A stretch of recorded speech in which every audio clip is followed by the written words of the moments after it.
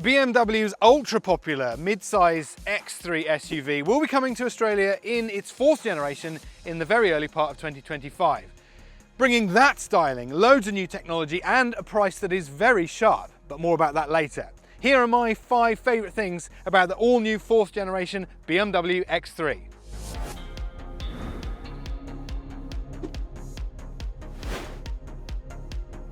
BMW is all about making things lighter, and it applies to the new Grille as well. Not making it out of chrome, which is heavy and uncool, it's decided to make it out of the lightest thing of all, light. Also, you get 2 different grille designs. If you don't like this dynamic pattern, then there's a slightly more conventional grille to have as well. Recycled materials. Alloy wheels can be comprised of up to 70% recycled aluminium, and on the inside, this lovely new seat fabric. That can be as much as 100% recycled materials. In fact, in the interior of one X3, there may be as many as 150 recycled plastic drinks bottles, which is good for the planet, but it doesn't seem to compromise on the whole interior feel either. Also, the bit I can't show you, there's some sound deadening insulation material, which is actually made with up to 15% reclaimed maritime materials, specifically fishing nets. But the best thing about that is BMW actually pays the fishing companies for the nets, which means they aren't tempted to dump them at sea where it becomes a really big problem. So this car is way more sustainable and environmentally friendly than it might look on the outside. 2 versions will be coming to Australia, a 20X drive, which gets a 2-litre turbocharged 4-cylinder, and this, the M50, and it gets one of those. That is a 3-litre straight-six turbo, and it gets 293 kilowatts and 580 newton meters, and that makes it the most powerful straight-six engine in any M-Performance BMW to date. That's enough to get this vehicle from 0 to 100 in just 4.6 seconds. BMW operating system 9. So, not quite the latest version, which of course is 10, but operating system 9 still brings loads of amazing technology, including lots of app-based stuff.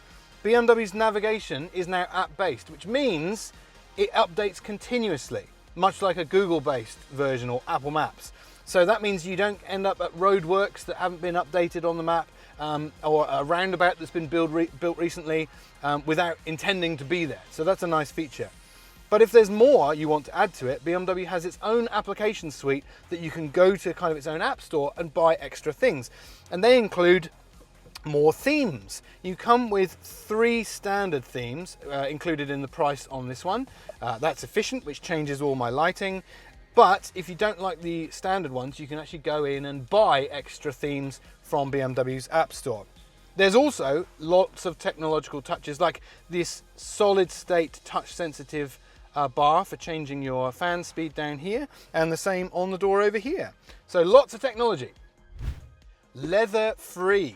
I know it doesn't look quite like it's completely leather free. There's no gear selector, which would traditionally have a leather gear gaiter, but the steering wheel appears to be like it once might have moved, but it doesn't, because this is a completely synthetic leather steering wheel. BMW took a long time to develop this material, and it wouldn't introduce it until it said it was absolutely ready and it can endure the vigors of steering wheel life, and it wears exactly the same as real leather, I'm told, and feels exactly the same. I can't tell the difference.